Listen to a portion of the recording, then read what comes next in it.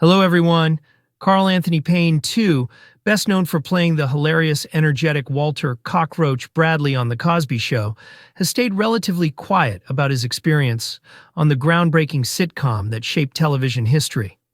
But now, after years of watching the cast struggle with public scrutiny, shifting careers, emotional fallout, and the weight of a legacy both celebrated and stained, Carl Payne is finally revealing what really happened to the Cosby Show cast once the cameras stopped rolling, and more importantly, he's exposing why, despite the clear tensions, conflicting power dynamics, and early warning signs that something was deeply off behind the scenes, no one did anything to protect the young actors, support their futures, or prepare them for the emotional storm that would follow them into adulthood.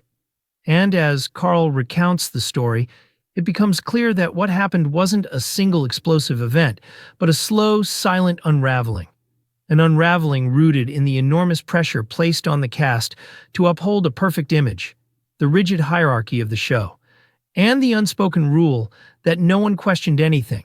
Because challenging the system meant jeopardizing the biggest job of their lives, and Payne begins by describing the early days on set when everyone was young, excited and unaware that they were stepping into a cultural machine larger than all of them combined, a machine that demanded excellence, but offered very little emotional guidance.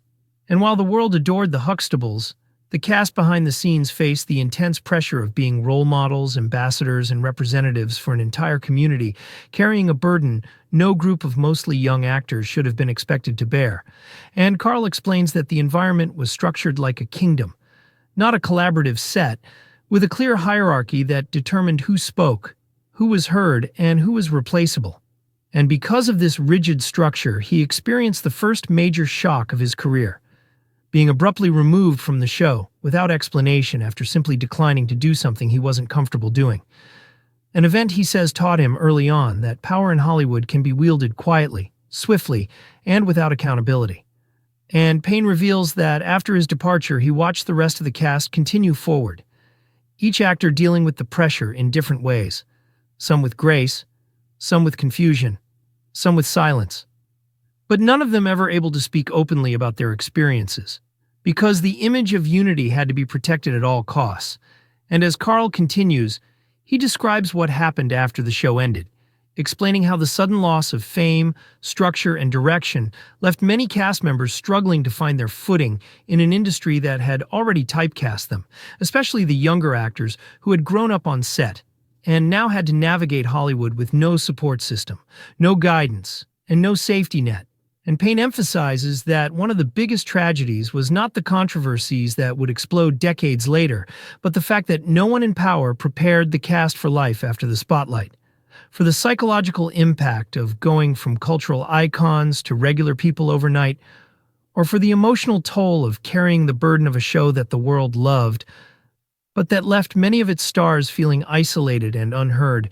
And Carl says that long before the public controversies, long before the headlines, long before the brutal dismantling of the show's legacy, the cast had already been struggling with unresolved tensions, career setbacks, and the emotional weight of representing something bigger than themselves. Yet they were expected to smile, be grateful, and never speak out of turn. And he asked the painful question, why didn't anyone do anything? Why didn't agents, executives, networks, or industry leaders step in to protect the young actors from the pressures being placed upon them? Why didn't anyone intervene when careers stalled, when opportunities dried up, or when the cast faced public criticism for things they had no control over?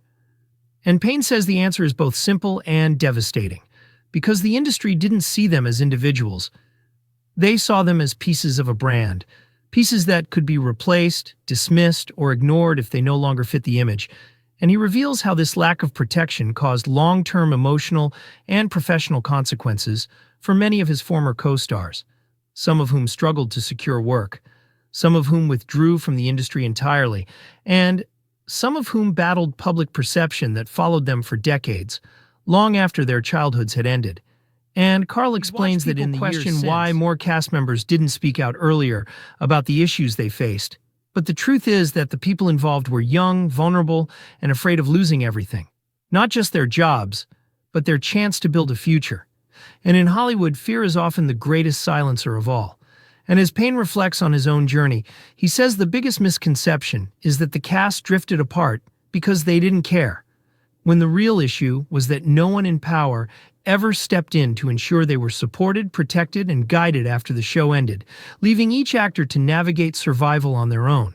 And even as controversies years later cast a dark shadow over the once beloved series, the cast members found themselves caught in the crossfire of public outrage, with some unable to speak, some unwilling to relive the past, and others simply trying to protect their families and livelihoods.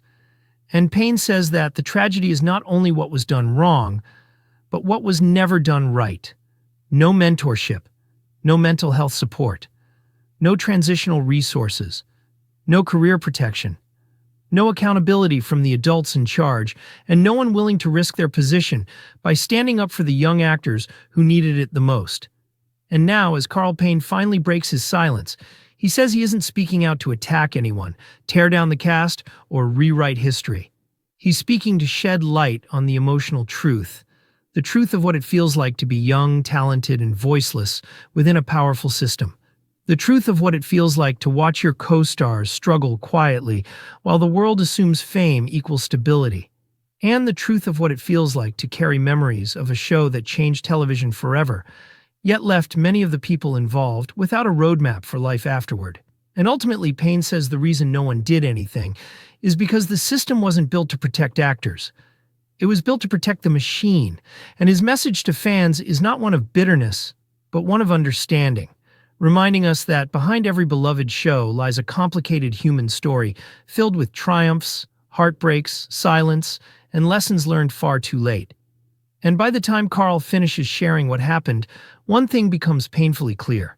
The real tragedy of the Cosby Show cast was never the fame, the scrutiny, or even the controversies. It was that no one in power ever stopped long enough to ask how the actors were truly doing. And decades later, Carl Payne is finally saying what should have been said all along. Thanks for watching.